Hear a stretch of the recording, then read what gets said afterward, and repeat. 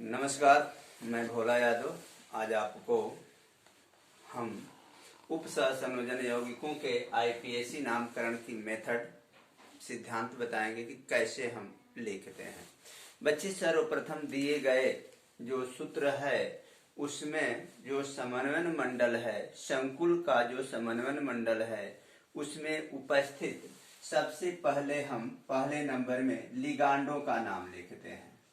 ठीक है, जो लिगांड हैं उनका हम सबसे पहले नाम लिखते हैं। जैसे सपोज दैट बच्चे, मान लीजिए कि आपका यह है Fe और यह हो गया NH3 पर 4।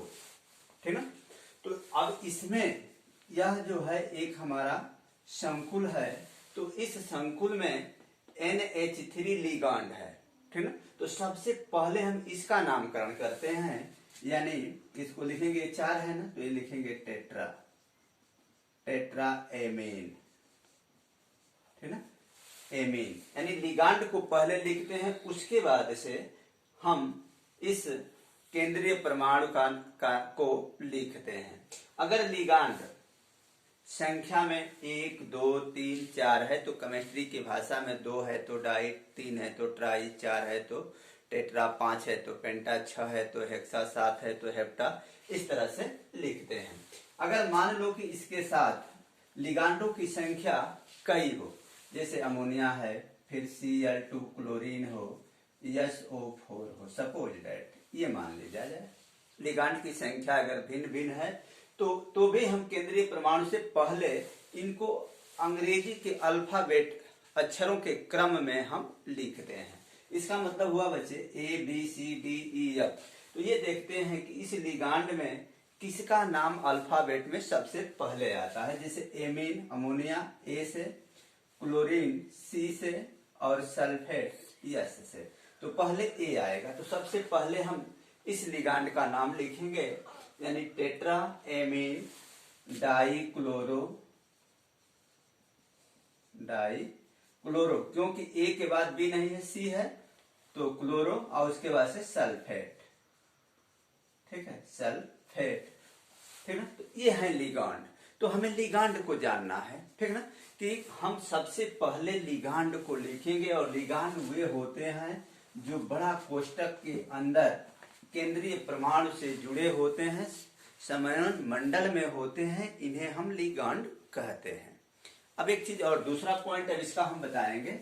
दूसरा पॉइंट इसकी जो हमें याद करने की बात है, यदि किसी संकुल में, किसी समन्वय मंडल में अगर जुड़ने वाला लिगांड ऋण आयन है तो उसके अंत में O जोड़ देते हैं। O, ठीक है, क्या करते हैं, O जोड़ते हैं। जैसे क्लोरीन ऋण आयन होता है, क्लोरीन, ब्रोमीन, आयोडीन, ठीक है, नाइट्रो। ठीक है, तो इनका जब हम आईपीएसी नामकरण में जब लिखेंगे लिगांड के रूप में, अगर यही इनके आयरन के साथ जुड़े हों, सपोज दैट ऐसे, ठीक है ना, तो हम इनको अल्फाबेट में क्लोरीन C, ब्रोमीन तो B पढ़ रहा है पहले, आयोडीन बाद में नाइट्रोजन, तो सबसे पहले B को लिखेंगे, तो इसमें O लगा देंगे, यानी ब्रोमो। क्या लिखेंगे, ब्रोमो, क्लोरो, आइडो, नाइट्रो,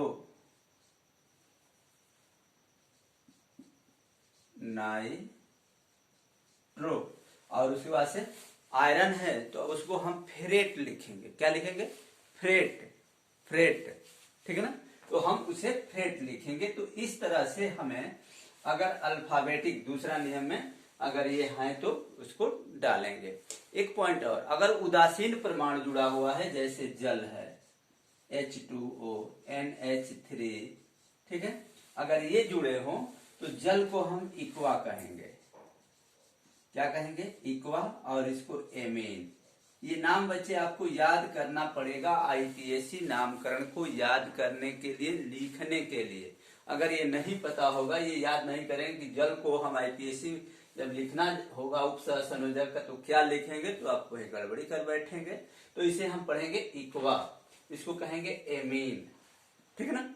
तो इस तरह से हम नामकरण जब करते हैं तत्वों का, तो इतनी चीजों का हमें ज्ञान होना बहुत आवश्यक है, जरूरी है, तभी हम तत्वों के नामकरण कर पाएंगे। ठीक है, रोकेंगे,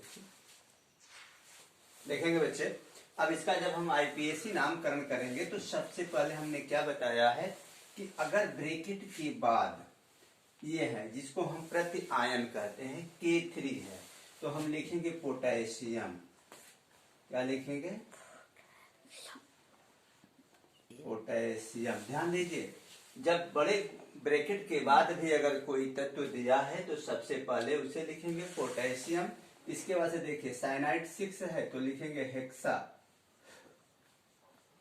हेक्सा साइनाटोफेरेट, फेरेट 3।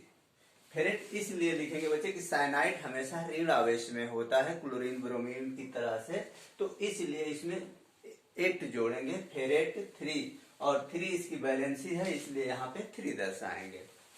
फिर इस तरह से इसको लिखेंगे पोटेशियम,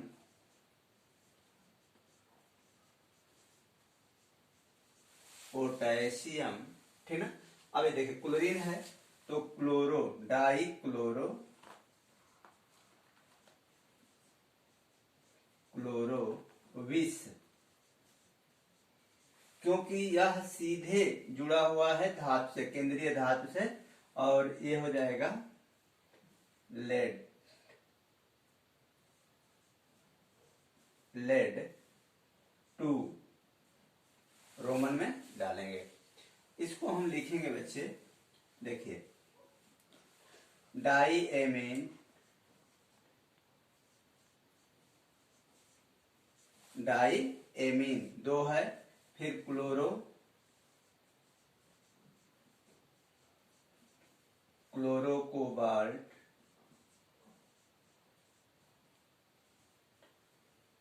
टू क्लोराइड।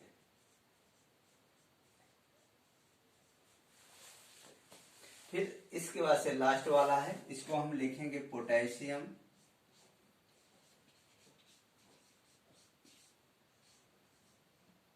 पोटेशियम, ठीक ना। इसको देखें टेट्रा कार्बोलिन,